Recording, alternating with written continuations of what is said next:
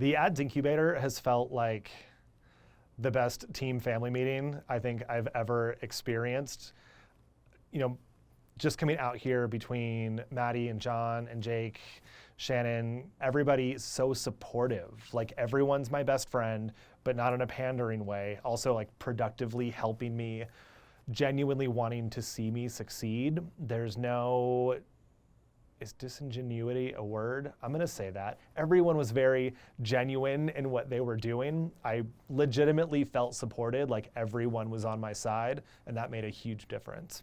I've been in a slump of just feeling unmotivated to really do anything in my business. When you're a solopreneur, you work from home by yourself, it gets lonely, and I was worried that I wasn't gonna have the energy or the state of mind that I needed to be creative and be productive coming into this week. My favorite part of the Ads Incubator has been the guided framework, is saying, here is exactly the structure of what we're gonna do, here are examples of how to do it, and take what we've worked on in bite-sized pieces and then put them together into one way more accessible finished product than I was expecting. This really isn't as scary a process as I was making it out to be. Sometimes I just need to get out of my own regular office, jump on a plane, get in the car, go somewhere new, and just make time for things that I haven't been making time for. I would absolutely recommend VPM to anybody who wants to make more money with their business. So coming out here this week has been huge. I feel like a huge weight has come off of my shoulders,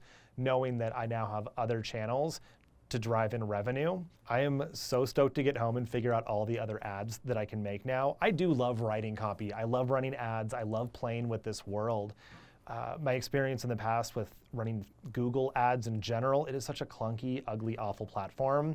But I feel like going through what we've done today has demystified a lot of the things that maybe I didn't understand, and how well I can segment things like I could with Facebook and Instagram. I didn't realize how good the targeting was.